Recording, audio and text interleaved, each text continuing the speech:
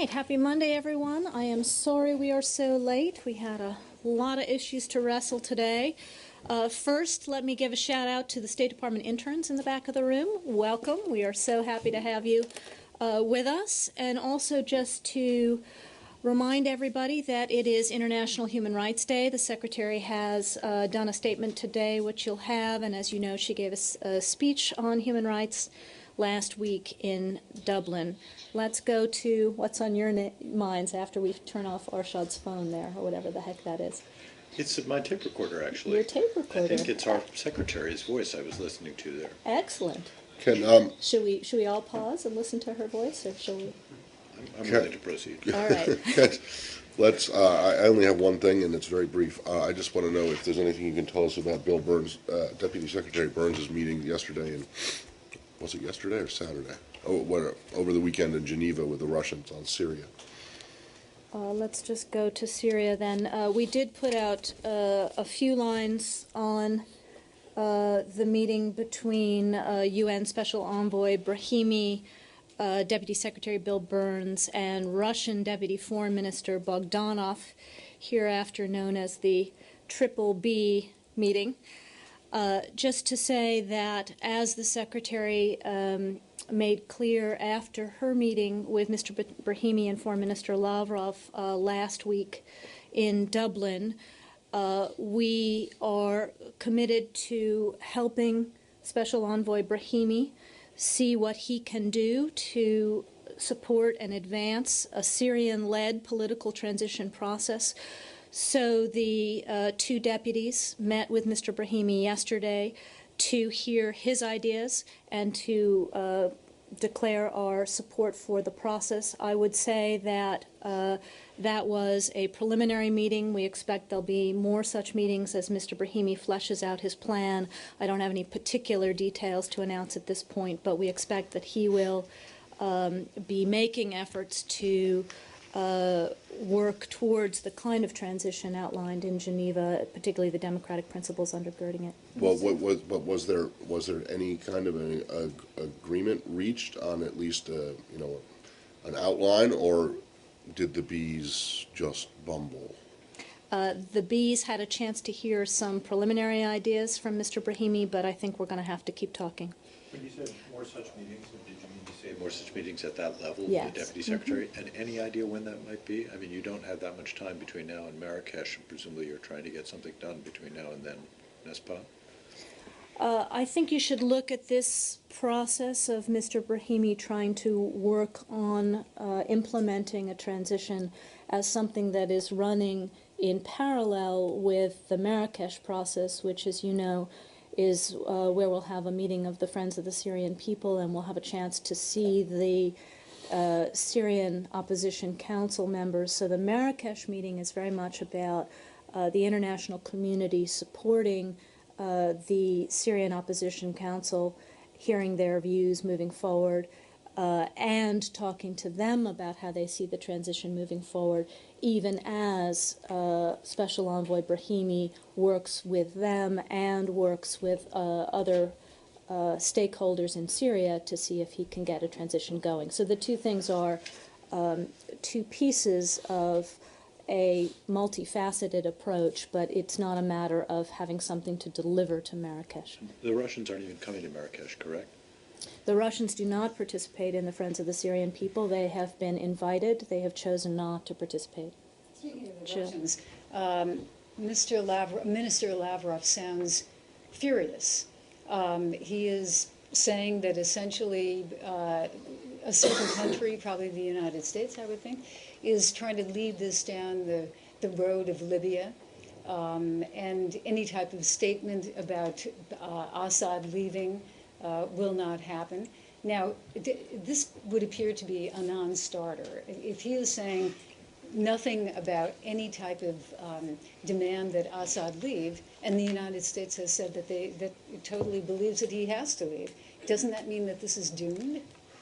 I haven't seen what Foreign Minister Lavrov has said that you are reporting here, Jill. I don't know if he spoke again today. Secretary was very clear again when we were in Belfast on Friday that we don't see any transition process that includes Assad. This is not a new position for us. The president has said that he needs to go for a year. Frankly, we don't see the Syrian opposition making common cause with a guy who's responsible for the kind of bloodshed that he's responsible for. So the question with regard to the Brahimi process is whether, in the context of the outline that the entire P5, including the Russians, agreed to back in June in Geneva, there are players who could come together from the opposition. Perhaps there are folks who are currently in the government without blood on their hands who could support those kinds of democratic principles and form the basis of a transitional structure going forward. Mr. Brahimi thinks it is worth a try. We want to support his efforts, and we'll have to see where that goes. Oh, yeah, but you talk about the Brahimi process. Dr. Brahimi has been on the job for 4 or 5 months now. How much progress has he made? Where are we now from where he began? Well, as you know, he's done a number of trips to the region. He's taken soundings with various stakeholders. He came to Secretary Clinton. He went to Foreign Minister Lavrov, said, I want to make another push to see whether Geneva is implementable, and I need your support. And it's on that basis that obviously the Secretary agreed to try to help if we can. So we'll see what this push brings, but it doesn't replace all of the other things that we are doing, which you will see in Marrakesh, including notably trying to strengthen the opposition in coming up with its own plan, in working on its own connectivity between external opposition, internal opposition, effectiveness of their political operation, even as more areas are liberated from the regime, etc. So they will have their own plan, and we will be encouraging them in that regard as well. Just a quick follow-up. A couple of weeks ago, he came out at the UN, after the closed session with the Security Council, and basically said that he doesn't even have a plan. He wouldn't call what he has a plan. So how far along has he, what kind of progress has he made towards suggesting a plan? Well, as we took it when the Secretary saw him in Dublin, he sees a lot of merit in the democratic framework for a transition that the Security Council members and other neighbors of Syria came up with in Geneva back in June. The question is whether he can get Syrians to rally around it. We obviously support efforts that he's making to try. We'll have to see where it goes. But as the Secretary said in Belfast, this is a renewed push, but we don't have anything yet, and nobody should be sanguine about whether this is going to be easy or whether this is going to be quick. Joe? So where do we stand now on the opposition, recognizing the opposition? Well, you know that we have, as the Secretary said, been looking at ways that we can deepen and broaden our support. We will be in Marrakesh on Wednesday. The Secretary will be for the Friends of the Syrian People. I think we want to talk there about more support that we can give them along the lines of what she foreshadowed last week, but I don't want to get ahead of announcements that we might make. I think, among other things, she'll want to meet with them. She'll want to hear from them both in her own meeting and in the broader meeting about how they see things going forward, both in terms of their own internal organization, about their connectivity with Syrians inside Syria, about their transitional planning, about the needs that they see for external support, how they would have us best direct the non-lethal support and humanitarian support that we are providing. So she'll want to hear about all of those things, but she's been clear that we'd like to offer them more support, and I think you'll see some of that at Marrakesh on Wednesday. Do you have that worked out, with whom she would meet? We're working on an appropriate list of leaders from the SOC, but I don't have anything to announce today, Jill. And just one other question. I'm interested in recognition and what it means. Legally, if the United States were to, I'm not saying you have, I know you hate hypotheticals, but there must be legal, ramifications to this. If you say that you're recognizing them as representatives of the Syrian people, what does that mean legally? Do you still talk with the existing government of Assad? Well, again, you're getting me ahead of where we are, Jill. If we make an advance in the next coming days or so, we'll be prepared to explain any implications of that. What I would do is remind you of how this went in the Libyan context, where we were able to take progressive steps as the Libyan opposition themselves took steps to work with them and to advance the way we dealt with them politically. Sure, that's the way it would work with the diplomatic mission. For instance, you would take the embassy, the Syrian embassy, and say, now it is for the opposition, they can go and occupy it. Again, I'm not going to foreshadow decisions that we haven't made yet and haven't announced yet, but just to remind you that in the Libyan case, both with regard to how we dealt with the leadership of the opposition and also with regard to the physical status in Washington and beyond, it was an iterative process. There were a number of steps along the road. Was there any, well, in the Libyan example, though, was there anything that happened immediately after that meeting in Istanbul? Wasn't that the key that unlocked the process for them to get some of the assets that had been frozen?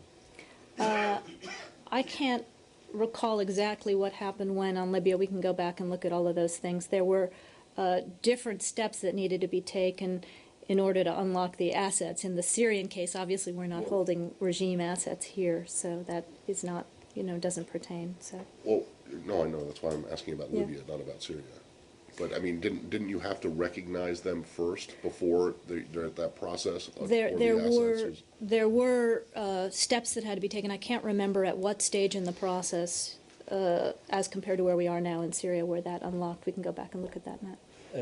Are you getting closer with Russia regarding the interpretation of Geneva statement? Again, I think the question here is whether, having agreed on the democratic principles that have to undergird any kind of a transition, having agreed on what we want a future Syria to look like in the Geneva Statement, namely that it has to be unified, it has to be pluralistic, it has to be democratic, it has to protect the rights of all Syrians no matter where they come from. Can we now get a process going to move past the back and forth that we had in June and encourage Syrians of all stripes to rally around the idea of forming a transitional structure? And that's something that UN Special Envoy Brahimi wants to try, and we'll see how he does. Please. Can you tell me who you are? Still on Syria? Yes. Okay. Lucas Tomlinson, Fox News. Has the U.S. in any way facilitated the movement of weapons out of Libya to arm Syrian rebels? No. Okay. So there was a report yesterday in the Sunday It was a Times, false report. It's a false report. Has the U.S. given tacit approval for the Qataris and Saudis to arm the rebels? We've talked about this before. You know where we are in U.S. policy, that we are providing non-lethal assistance. Other countries are making other choices. We are doing our best, both in the Friends of the Syrian People and in other formats, to try to stay well coordinated in terms of understanding who we are supporting, so that we're supporting opposition forces that favor a democratic, unitary, pluralistic Syria and not having any of our support fall into the hands of extremists. So we're obviously trying to be coordinated. That would be what I would have to say on that subject. Just to draw a fine point on this story that appeared yesterday in the Sunday Times, has the administration made a decision to change its policy and to begin to arm the Syrian rebels? We have not changed our policy. The fact that a new military command has been formed and so on does not persuade you to go ahead and arm the opposition, that now it has become solid and respectable and in command of what it does? We are maintaining our current posture of providing non-lethal support and not going beyond that. Is the U.S. going to label the al-Nusra Front a terrorist organization in Syria because of its ties to al-Qaeda in Iraq? Well, you've probably seen a pre-notification in the Federal Register We will have more to say about this tomorrow in the coming days. What I would say is that I think you know that we've had concerns that al-Nusra is little more than a front for al-Qaeda in Iraq, who has moved some of its operations into Syria. You know, this again goes to the environment that Assad and his regime have created with their violence, that they have, as we've been concerned about for many months, created an environment with this violence that extremists can now try to exploit. So, you know, that we do see al-Qaeda in Iraq trying to make these inroads, but I don't have anything to announce with regard to legal steps of ours today. And finally, is any truth to some reports of chemical weapons being used inside Syria? There's some video footage this weekend on Al Arabiya. That something has actually been used? Yes. I don't have anything to confirm that. Thank you. Still on Syria? We finished with Syria? Okay, moving there. Go ahead. Thank you. I have two questions on Venezuela and Colombia. The first one, do you have any reactions on Chavez's travel to Cuba? And the second one is a Colombian magazine report that one of the people who led to the capture of Mono Jojoy, one of the guerrilla leaders, claimed that the U.S. Didn't pay the reward of $5,000 or $5 million. Sorry, if you have any any comments on that too. On this was a Rewards for Justice program in Colombia, which were... No, it is one person who led to the capture and after killing of Mono Jojoy, one of the guerrilla leaders. He claimed that the U.S. hasn't paid him the $5 million reward. I don't have anything on that. We will check into that, and if I have anything, we'll get back to you. Going back to the Venezuela question, can you... It is regarding President Chavez's travel to Cuba. You know, he's very ill. He's going to be operated or so. So I was wondering if you have any comments on the current political situation in Venezuela or on Chavez's health. Well, obviously, with regard to his health, we would refer you to the Venezuelan authorities. I think they've spoken about this pretty extensively. Go ahead. Palestinian issue? Yeah. Well, considering that this is his fourth surgery coming up and the fact that he has now named someone to act in his stead, should he not be able to continue his duties, is that not a matter of interest for the U.S. government? Well, obviously, we would want to see any succession follow the terms of the Venezuelan constitution. We're obviously watching events there carefully. Do you wish him a speedy recovery? As with anybody who's suffering what he is suffering, we do. Always the case. Anything else on this? No? Please. Can you tell me Follow who you up are? on, I'm David Ivanovich with Argus Media. May I follow up on the Venezuelan question? There seem to be some concerns about the successor that Mr. Chavez is saying should be named if he were to die. Do you have any concerns about who he is naming, as whether that really would be following the Venezuelan constitution or not? Well, let me just say it again. Should the president become permanently unavailable to serve, the Venezuelan constitution itself defines a succession policy.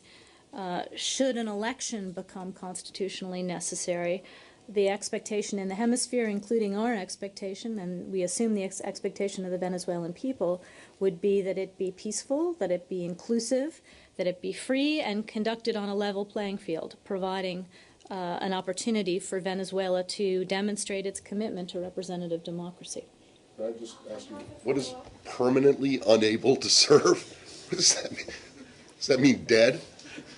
What does that mean? Are it stroke or incapacitated? Or well, you know that is Fidel Castro permanently unable to serve? Under all constitutions, heads of state who conclude that they should no longer serve for whatever reason can take themselves out of the, can resign, can retire whenever they want to do. I'm not going to speculate. Permanently unable, that sounds like some kind of a Pentagon Well, they- terminate with extreme as prejudice or something. as compared to what's been happening over this period, where he's been naming temporary implementers of his powers, as you Okay. know.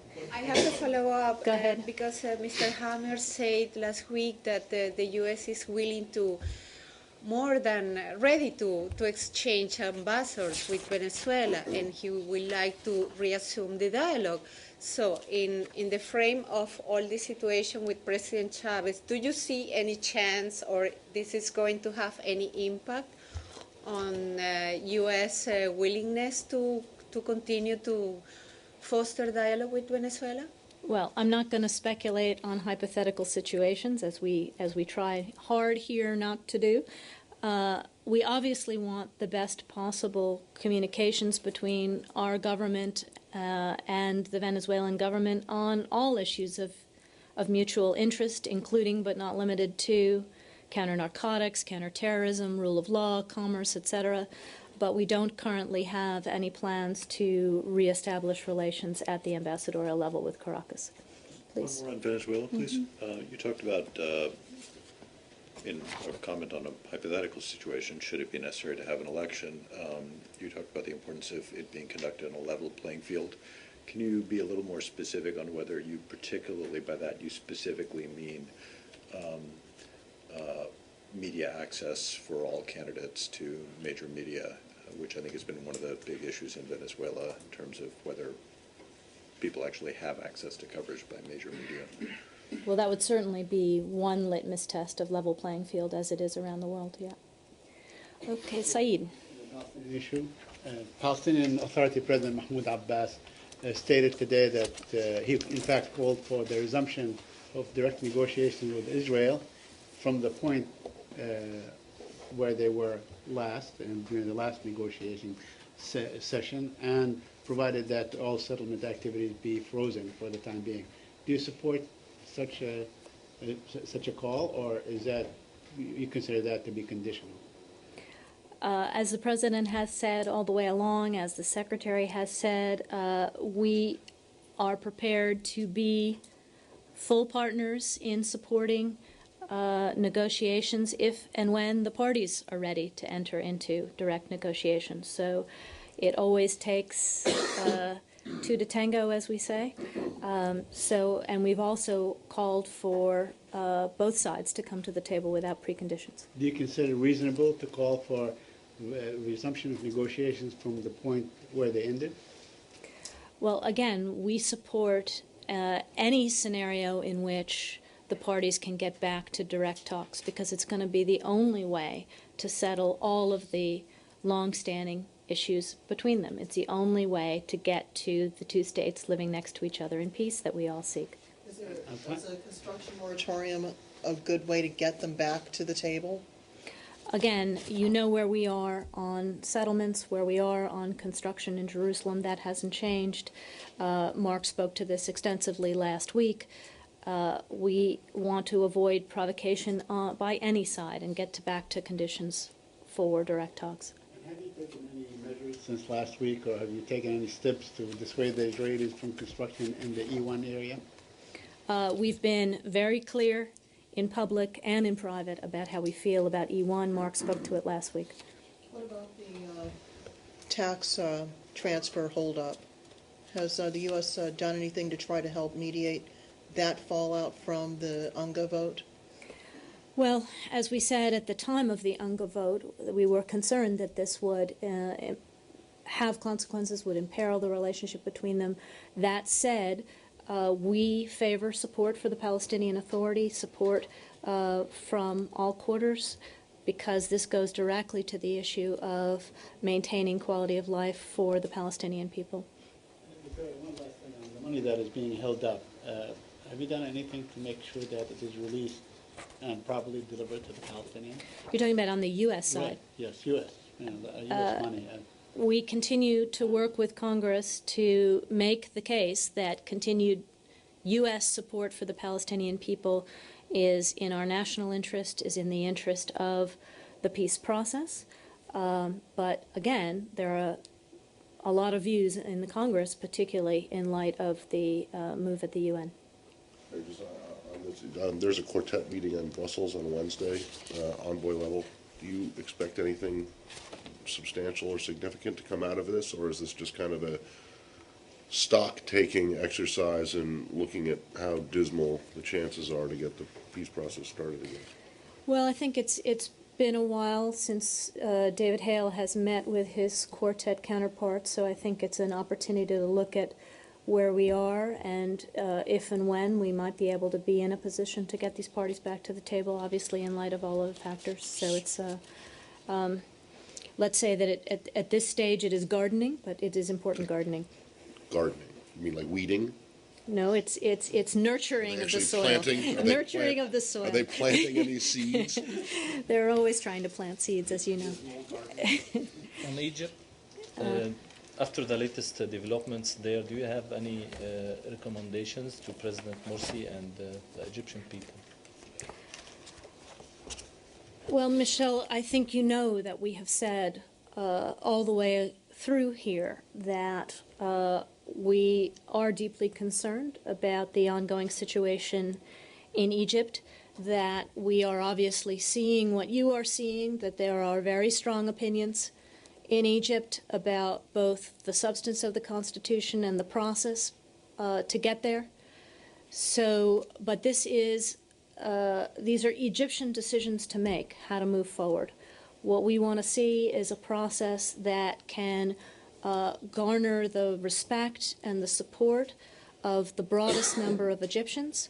We want to see a constitution that, when it is adopted, respects and protects the rights of all Egyptians and the democratic trajectory of the country, but Egyptians are going to have to work through how they get from here to there. A number of those in the opposition say that because of the way the Constitution was drafted, that it was dominated by Islamists, that it is inherently an unsound document, and thus having the referendum on Saturday should not happen. What has the U.S. said to the Morsi government about the wisdom of proceeding on Saturday? What we are saying is the same thing we've been saying all the way through, that these decisions have to be made by Egyptians, but they have to be made in a manner that can garner the broadest possible support. So we are not in the business of dictating, this constitution on this date in this way. These decisions have to be made by dialogue. But clearly, we have still a lot of churn and a lot of ferment about both the process and the substance, and this needs to be worked through. Does it help that there were concrete barriers erected around the presidential palace, and that perhaps more significant, that Morsi has given the army the order to arrest people who disturb the process of voting on Saturday? Does that not raise alarms in this building?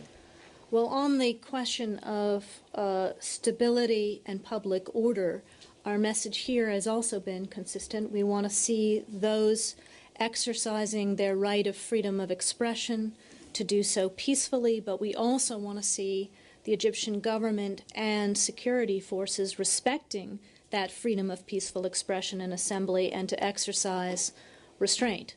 So those are that's sort of the frame in which we're watching how things go forward. Is there any confidence that the Egyptian military will repeat its behavior of 18, 20 months ago when it refused to fire on protesters?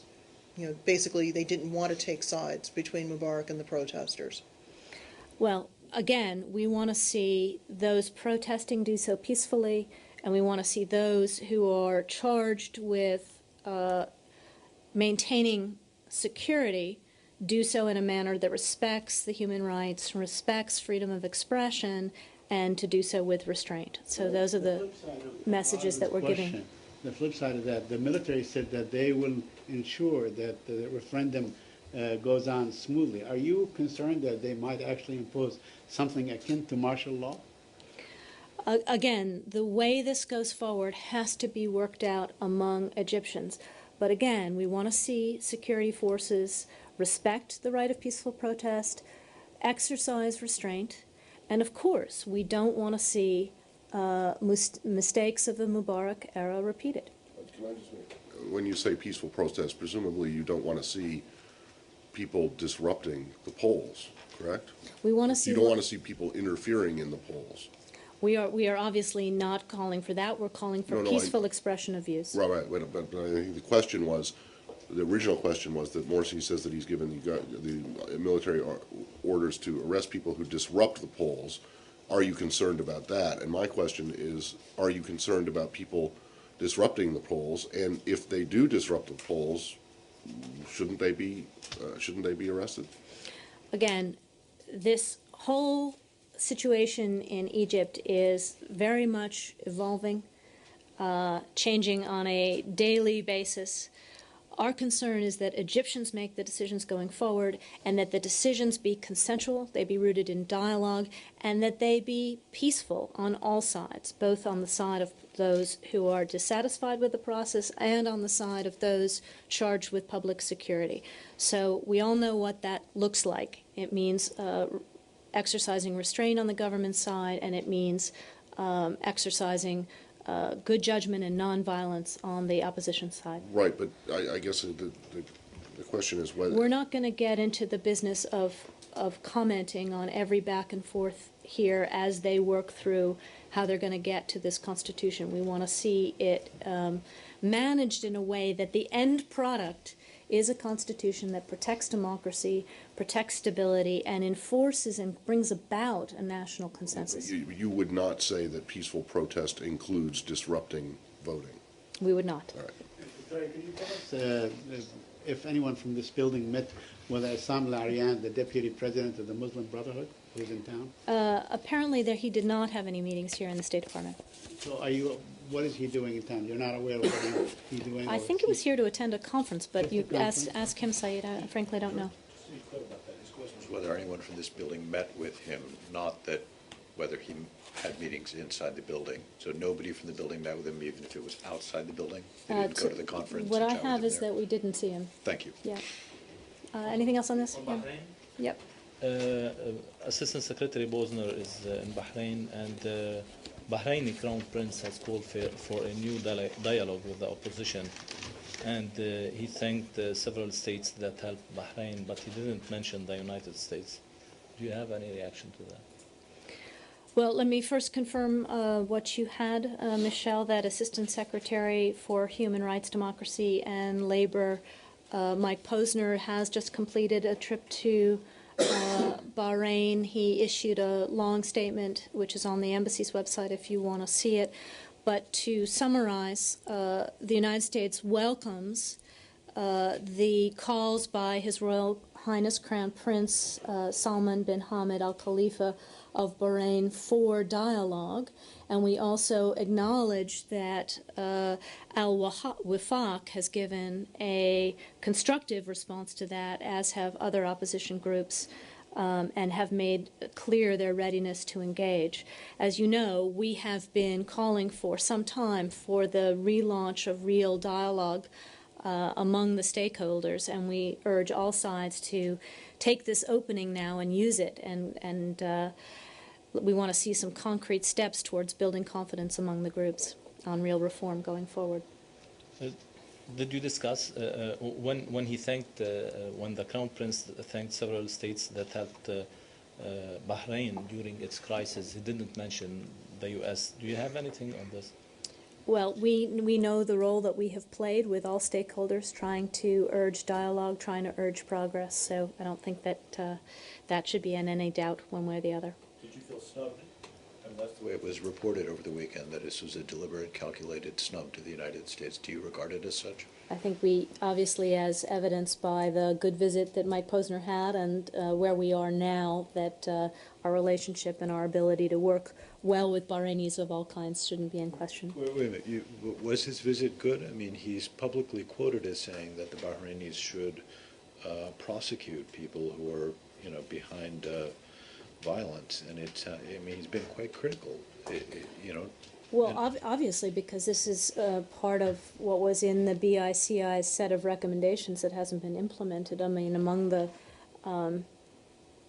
the roles that he has played in his regular trips to Bahrain is to call it like we see it in terms of where they have done well in implementing BICI recommendations and where work still needs to be done. And this is a place that we obviously need to see work.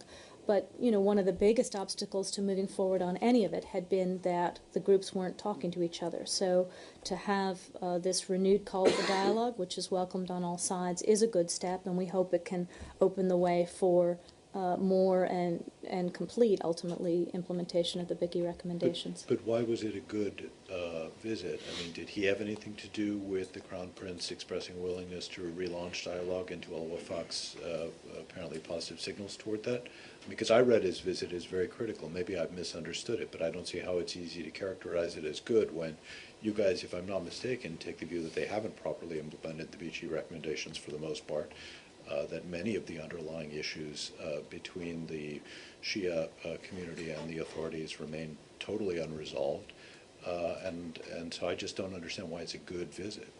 Again, from the perspective of all of this having to start with real dialogue about the reform that's needed among the groups, and having had many months where there was no dialogue at all, this having been the major subject of conversation when the Crown Prince was last here, etc., to see the Crown Prince now call for it, to see Wafaq and other groups say, yes, we're ready.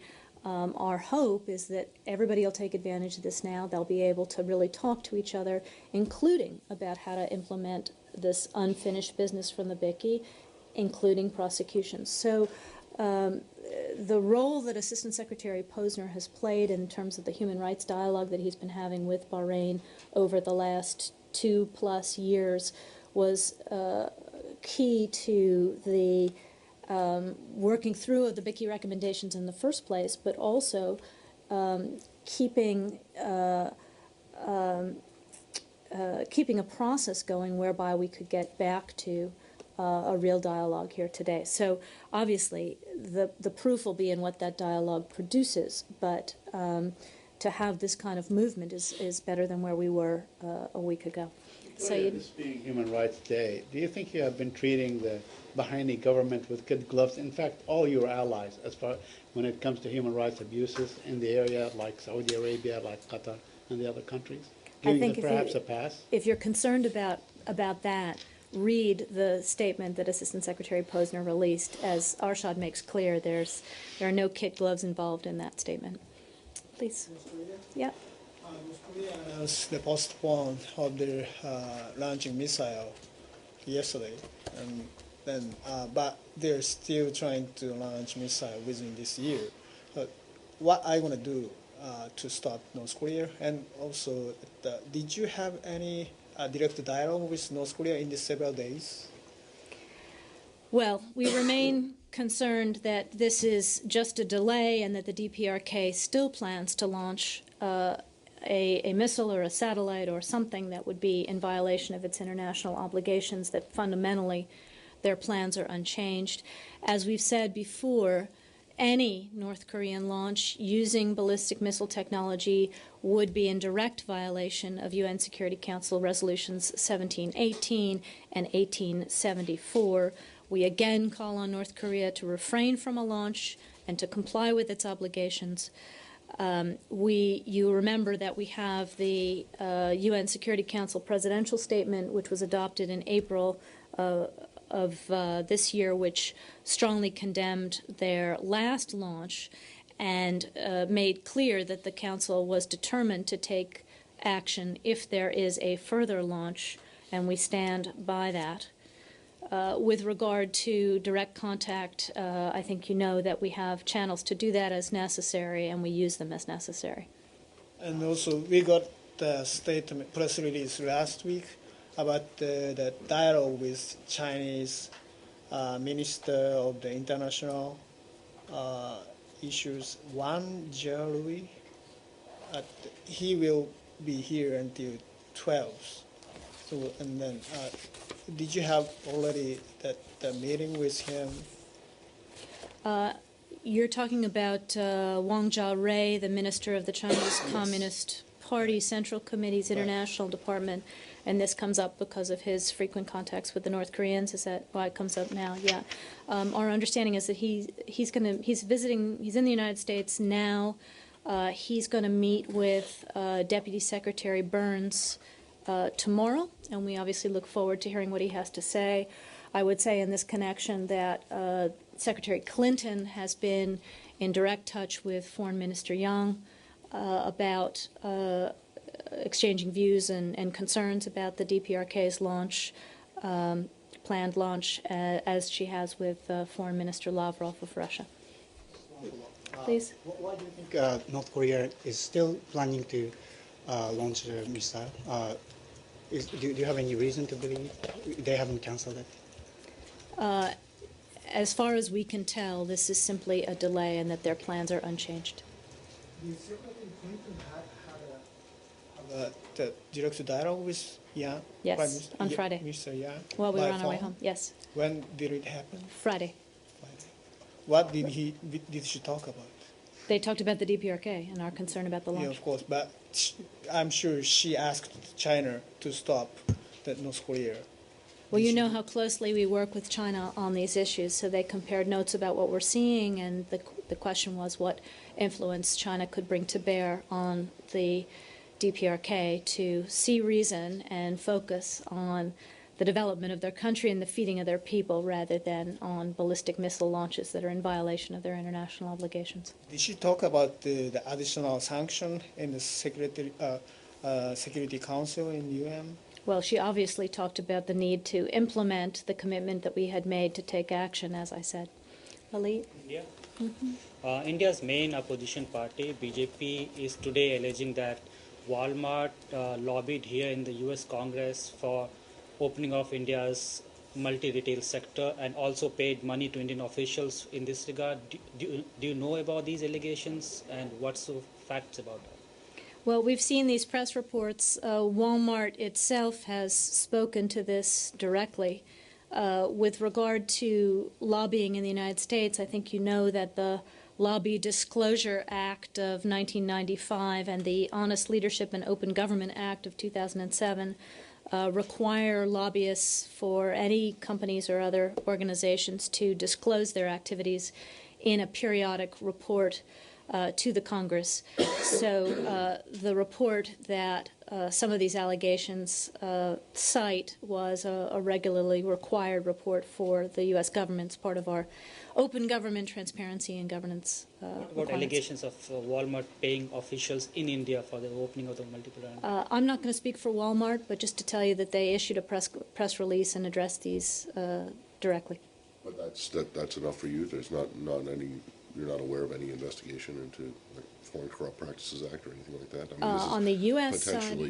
potentially criminal activity. I don't know what the details are, but On the U.S. side, I don't have any reason to believe that we have a violation of U.S. law here. With regard to the Indian side, I refer you to them. Okay? Yeah, no? one I thought I was getting away here.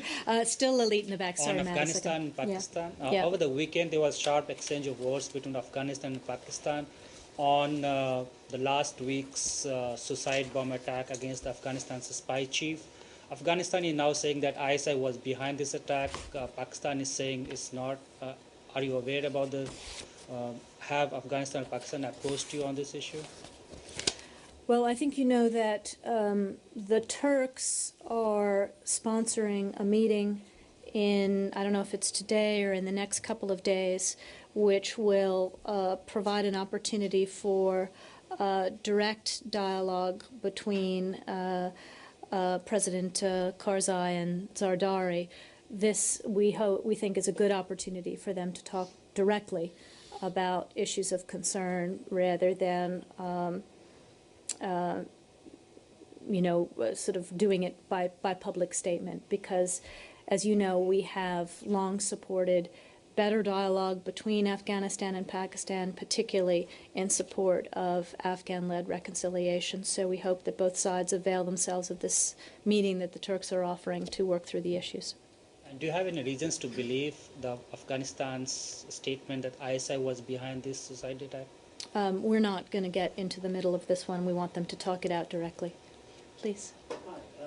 On last Friday, the Secretary announced some exceptions to the Iran sanctions that are embedded in the National Defense Authorization Act.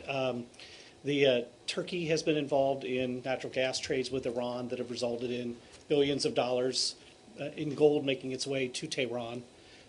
China has been, in October, was importing more than 500,000 barrels a day of Iranian oil. Can you help us understand why they merited exceptions to the sanctions? Well, I think if you go back and read the statement that the Secretary released, it is very clear about the basis for these exceptions. And I would just remind that what we are seeking here is a process of reducing dependence on Iranian oil.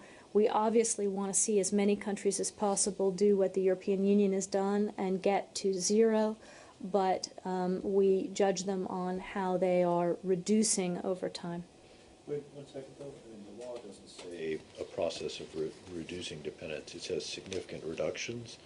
And convoluted though it is, it also says significant reductions over the prior 180-day period. Mm-hmm.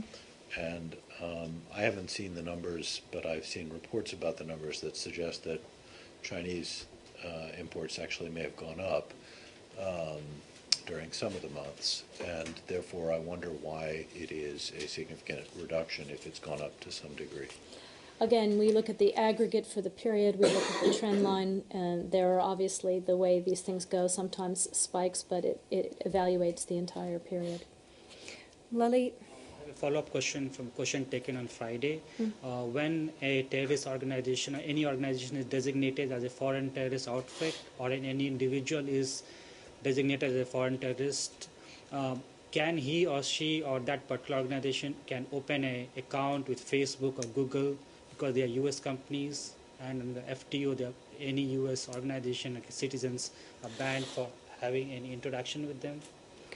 Well, when activity is sanctioned, it does give the U.S. government broad latitude to talk to our companies about the way these sanctions are to be implemented. So each case is different, and we evaluate each case individually. There are, as you can imagine, circumstances where it might be advantageous for accounts to stay open. I'm not going to go any further than that.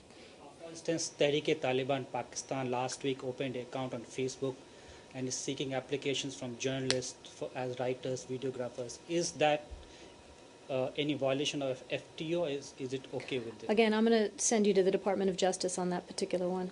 Okay. See, it raises an interesting point, because when you do open an account on one of these things, you actually have to enter into a contractual agreement with the company by clicking on the box after not reading the long disclaimer that they I take it you didn't read it when you opened your account? No.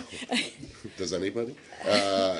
Unless they're, and I don't know, maybe Al-Qaeda is reading it. But it raises an interesting question, I think. Can those, maybe Elle can answer this, I mean, can those contracts be, because it says you can't, when you're either a FTO or a specially designated global terrorist, you're not allowed to do business with, Americans are barred, presumably that includes American companies, are barred from doing business with these people, and having an account is doing business with them, even if no money's changing hands. So can we find out if that is a potentially sanctionable I'm going to activity? take it in the form that you've just given me, so Yeah, it'll okay. take a little bit. I got just two very brief ones. There's a lot of chatter on the Hill that the ARB report is imminent. Do you have any update on when that might happen? Is it going to? Do you expect them to meet their statutory deadline, or there is some leeway there? If they need more time, they can have it. Or do you expect them to meet the deadline, or do you think they'll ask and get a little bit more time? Well, just to recall that there's no, in statute, there's no deadline for when they have to complete their report. In this case, when the Secretary formed them, she asked them to try to meet a 60 to 65-day timeline, and they pledged to try to do that, which would take you into the middle of December. I don't have any reason to think that we are off base there, but obviously we want them to do it right, and we'll let you know when there's something to announce. Can you roll out this week? I don't have anything to announce one way or the other. I think we'll know when we know. All right, and then the last one is, this came up with Mark last week, and he actually did have an answer, but I was looking for a little bit more specific answer, and that's about this thing, the Global Counterterrorism Forum in Abu Dhabi that the Secretary is going to attend. We've gone back and forth about this before, I think, but he said that you guys had managed to get placed on the agenda an item about how to cooperate with non-member states. This, as you'll recall, is a question that relates to Israel. And he was able to answer that question, but I'm just wondering, is that agenda item specifically designed for Israel? And whether it is or not, does it envision them becoming a member, a fully fledged member of this group, or does it envisage just them continuing to not be a member and just working with them outside the formal mechanism? Well, let me just remind that the intent of the Global Counterterrorism Forum was that it would be open and that it would grow over time and more states would be able to participate. So just to follow up on what Mark said last week, we do want to talk at this coming up meeting in Abu Dhabi about how we do that, not only with regard to Israel, but with regard to a number of other states that want to participate. So let me simply say that precisely what's going to be reviewed on, I guess, is it Thursday or Friday? I can't remember what day we're in the UAE this week. We'll have more precise information about as we get closer to it. But the goal is to ensure that those states that have something to offer, whether it's in working groups or whether it's as formal members, over time have an opportunity to participate in the status that they're interested in. Do you know, or could you find out if the agenda item foresees Israel or any other country becoming a member, a new member, or if it just looks at how countries that aren't members can fit in on the sidelines? Let me say that we will, in the context of preparing you to cover the trip, as I know you are, we will have more to say on that. Okay? Thank you. One last one here, and then we'll go. One more on chemical weapons. Although we cannot confirm their use over the weekend, does the U.S. remain concerned that President Assad is in a position to use them? Our position on this has not changed. President spoke to it, Secretary spoke to it, Panetta spoke to it. You know our concerns. Thank you.